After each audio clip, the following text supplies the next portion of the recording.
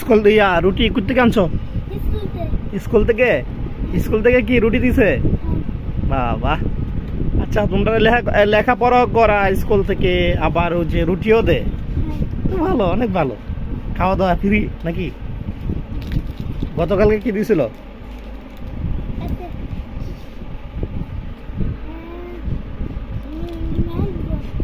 গতকালকে ম্যাঙ্গো দিছিল। কিসে ম্যাঙ্গো? কি জুস? আচ্ছা ঠিক আছে। তো এখন স্কুলের নামটা কি তোমাদের?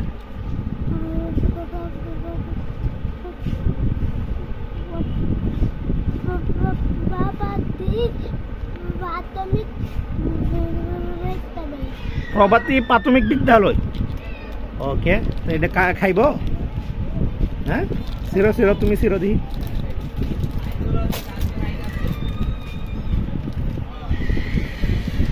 বাবা, দি দি দি দি দি দি দি, দাঁড়া দাঁড়া দাঁড়া।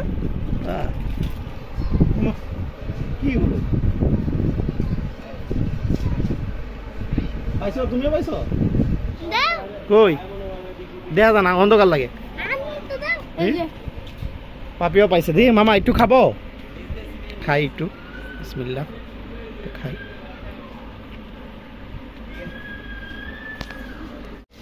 এই যে, হ্যাঁ, এখানে কিন্তু মাছ নিয়ে নিয়েছি, প্রায় 600 টাকার মাছ এখানে, শিং মাছ। হ্যাঁ, সো চলুন বাসায় যাবো। এখন বাসায় যাওয়ার সময় হয়ে গেছে।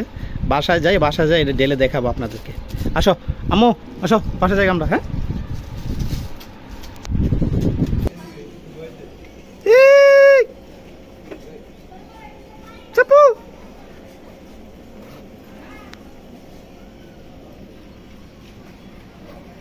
তাড়াতাড়ি তাড়াতাড়ি তাড়াতাড়ি, অনেক রোদ বাইরে।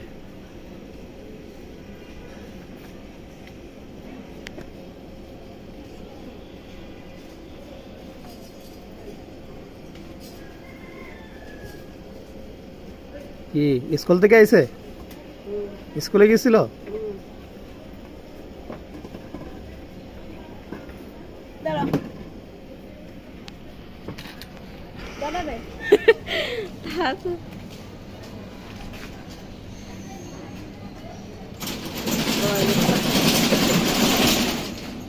ঘুমাইছা?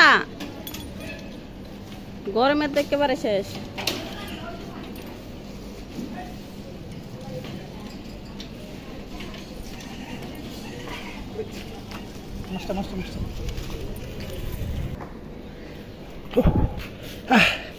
গরম গরম, প্রচুর গরম।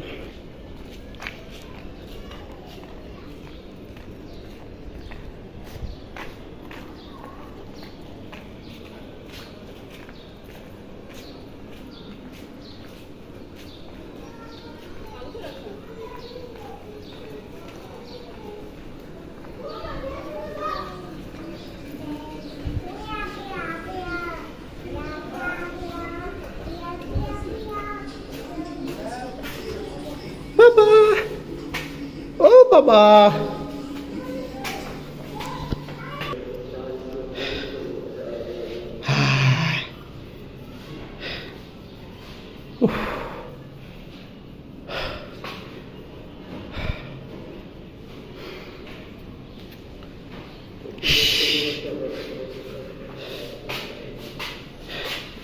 তাড়াতাড়ি তাড়াতাড়ি।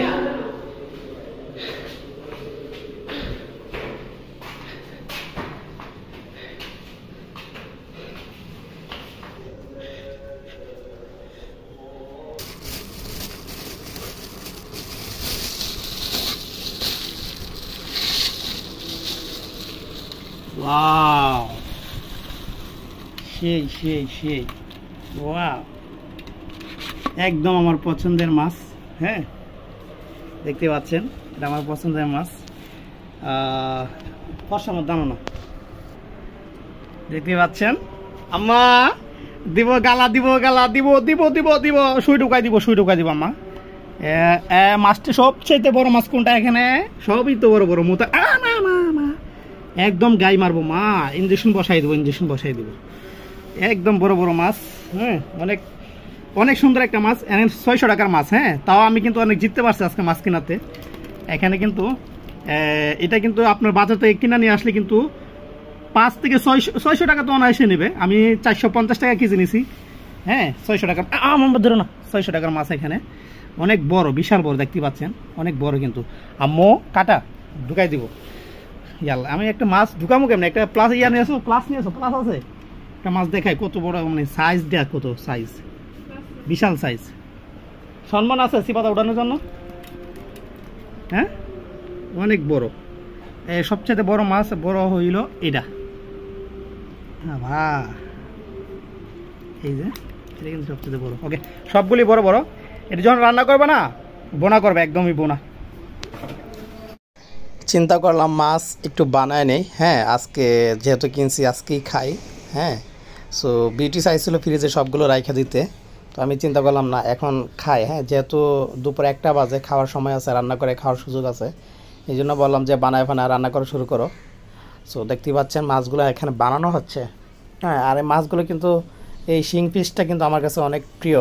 হ্যাঁ অনেক পছন্দ করি আমি এটার মধ্যে। কিন্তু আবার ছোটোটা কিছু ভালো লাগে না আমার কাছে, ছোটোটা আমার কাছে কাটা কাটা লাগে।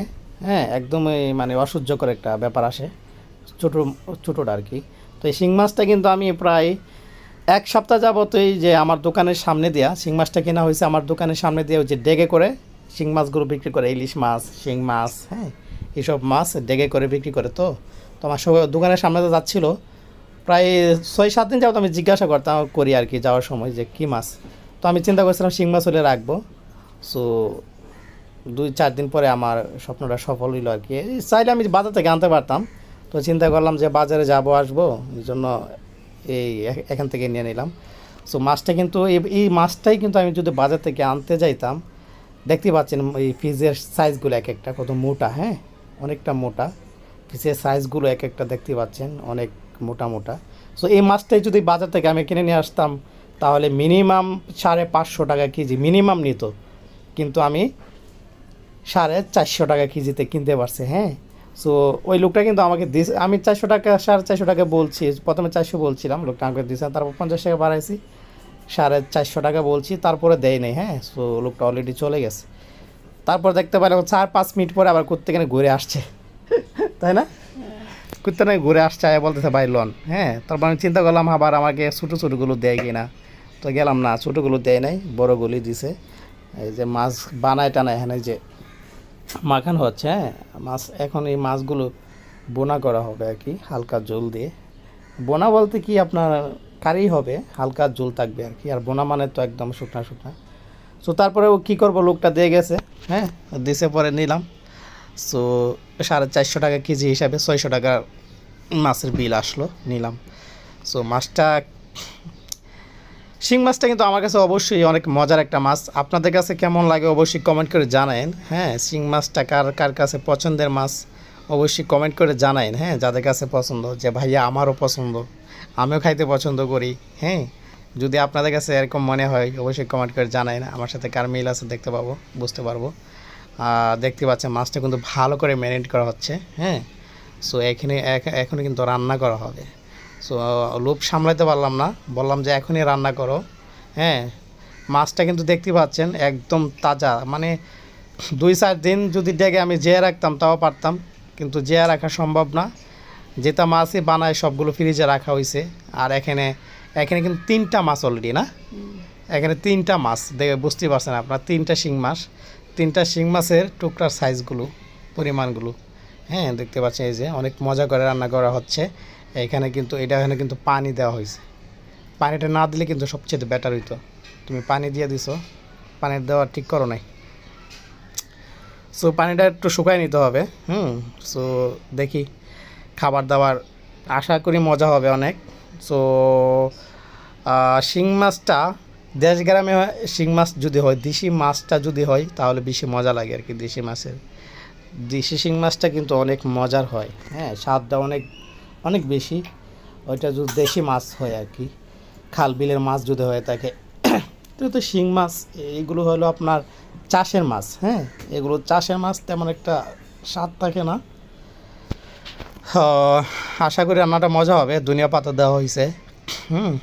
আর এটার মধ্যে টমেটো দিতে চাইছিল, কিন্তু টমেটো দিলে আসলে বিশ্রী হয়ে যেত তরকারিটা, কিন্তু আমি নিষেধ করলাম টমেটো দেওয়ার জন্য।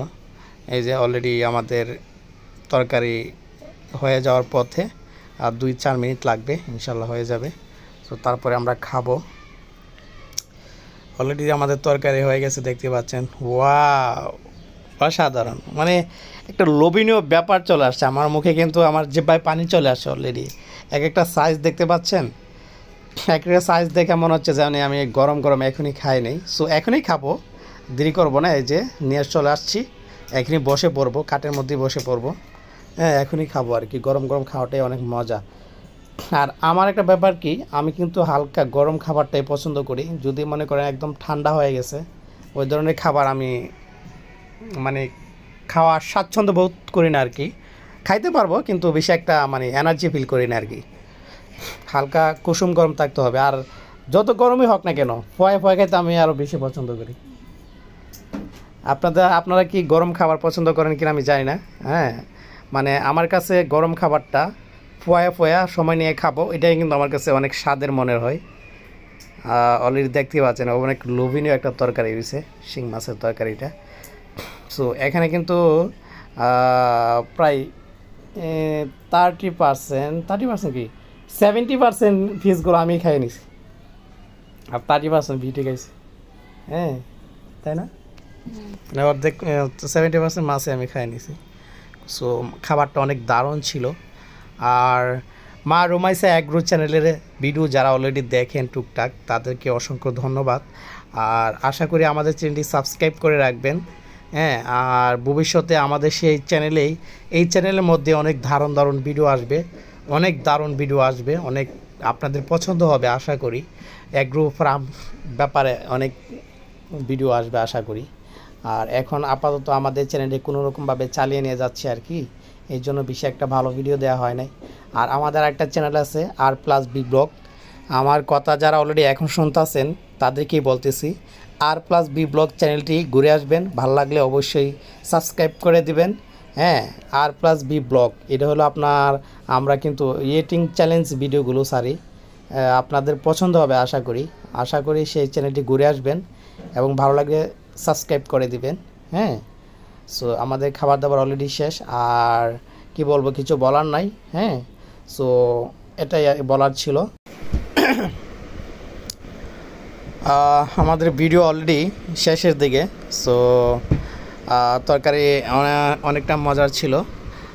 আপনারা যদি আপনাদের কাছে শিং মাছটা পছন্দের হয়, অবশ্যই আর এইভাবে রান্না করে খাইয়ে দেখবেন। এই যে দেখতে পাচ্ছেন, এই যে কাটার সাইজগুলো দেখেন, এই যে কাটার সাইজগুলো দেখলে আপনার কাছে মনে হবে এই পিসের শিং মাছের সাইজগুলো কত মোটা হবে। হ্যাঁ, এক একটা করতের মতো ধারালো, দেখতে পাচ্ছেন অনেকটা মোটা মোটা কাটা।